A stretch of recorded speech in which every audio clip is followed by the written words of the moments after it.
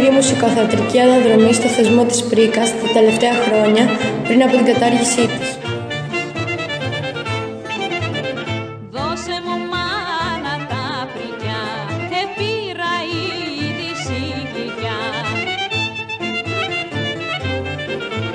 Ο νιός που μ' παράτησε, πάλι με ξαναγάπησε.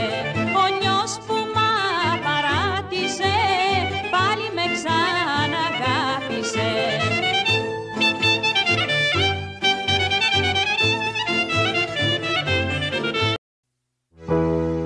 Καντάδα σημαντική στις γαμήλες τελετές που συνήθως συνοδεύεται από το χορό σαλταρέλο. Λίγες μέρες πριν από το γάμο, ο γαμπρός, συνοδευόμενος από άντρες με μουσικά όργανα, έρχεται στην πόρτα του σπιτιού της νύφης και την προσκαλεί να εμφανιστεί. Στο σπίτι της, ο πατέρας προσφέρει φαγητό και ποτό και υπάρχει χορός και τραγούδι μέχρι αγά.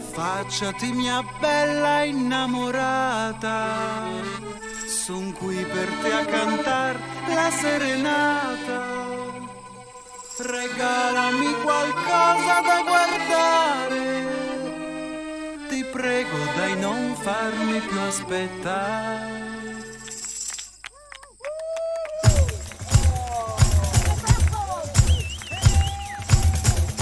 E fammi vedere la bocca, quando è bella la bocca a te.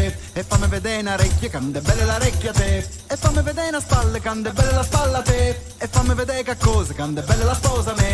Mare, mare me, quando è bella la sposa a me. Mare, mare me, quando è bella la sposa a me.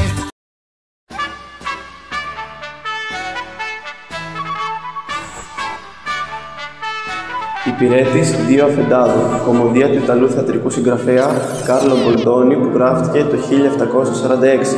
Αφηγείται την ιστορία ενός λέμαργου υπηρέτη που υπηρετεί ταυτόχρονα και τα δύο αφεντικά του με σκοπό να αυξήσει τα εισοδήματά του. Συγχρόνως μπλέκεται μέσα σε μια σειρά από κωμικές παρεξηγήσεις μέσα στις ερωτικές ιστορίες των κυρίων του. Σε κάποιο σημείο του έργου, ο Φεντερίκο, δηλαδή η ιδιατρική μεταμφιεσμένη, ήρθε από το Τωρίνο για να διεκδικήσει την πρίκα που οφείλει ο Πανταλώνης στον αδελφό της. Θέλει με τα χρήματα αυτά να βοηθήσει τον εραστή της, Φλόριντο.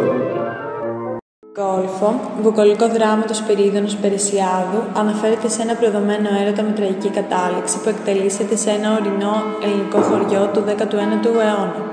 Ο Τάσος δελεάζεται από τη μεγάλη πρίκα της Σταυρούλας και διώχνει την Γκόλφο. Κλονίζεται όμως από το μεγαλείο του ερωτά της, αλλάζει γνώμη, αλλά είναι αργά. Η Γκόλφο φαρμακώνεται, ο Τάσος αυτοκτονεί στο πλευρό της. Είναι η αγάπη βάτος, παντήχη μάνα και βλεχτής μέσα στις αγκαθιές του. Δεν ξεπερδεύεις εύκολα, θα φύγεις λαβωμένος.